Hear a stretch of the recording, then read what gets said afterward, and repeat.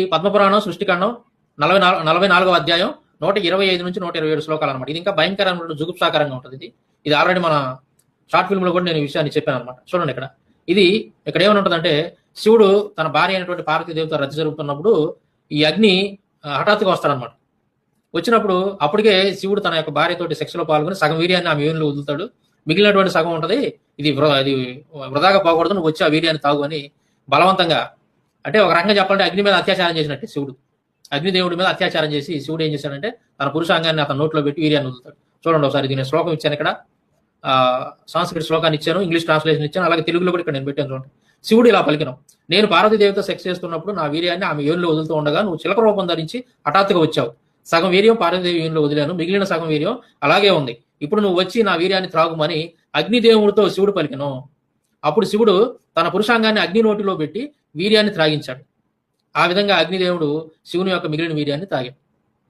ఆ శ్రీలక్ష్మి గారు చెప్పాలి, ఇది నీత లేకపోతే భూత అనేది ఎంత జుగుప్సాకారంగా ఉందో. పైగా శ్రీలక్ష్మి గారు మీరు ఇక్కడ గమనించాలా, ఇక్కడ ఏం జరిగింది అంటే, శివుడి యొక్క వీర్యాన్ని, అంటే శివుడి యొక్క పురుషాంగాన్ని అగ్నిదేవుడు నోట్లో పెట్టుకుని వీర్యం తాగుతున్నట్టుగా, అదేదో పెద్ద ఘనకార్యమైనట్టు గొప్ప పని అయినట్టు దాన్ని తీసుకొని ఒక శివుడి యొక్క టెంపుల్ మీద దాని ఒక విగ్రహం లాగా చెక్కారు అనమాట. ఇది వచ్చేసి మీకు కావాలంటే 7th సెంచరీ నుంచి 11th సెంచరీ మధ్యలో ఈ టెంపుల్ అప్పుడు కట్టినటువంటిది శివ టెంపుల్ అనమాట. ఇది ఎక్కడ అంటే చాప్రి, ఛత్తీస్గఢ్ లోనే ఉన్నటువంటి చాప్రి అనేటువంటి ఆ ప్రాంతంలో ఈ ఉన్నటువంటి శివుడి టెంపుల్ మీద ఇది ఈ విగ్రహాన్ని చెక్కారనమాట.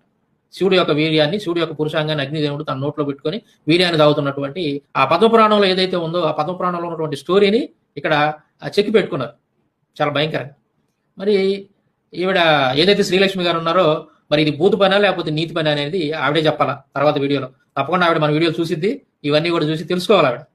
ఎందుకంటే వాళ్ళు చెప్పినటువంటి మాటలు మోసపోయింది. అప్పుడు చర్చికి పోయేటటువంటి ఆవిడని ఈ కరుణాకర్ లాంటి మతోన్మాదులు, దుర్మార్గులు ఆవిడకి ఏయో మాయ మాటలు చెప్పి బైబుల్లో బూతులు ఉన్నాయి, ఇయ్యండి అని చెప్పి ఆవిడని డైవర్ట్ చేసినట్టుగా నాకు అర్థమైంది ఆవిడ మాట్లాడిన మాటలు.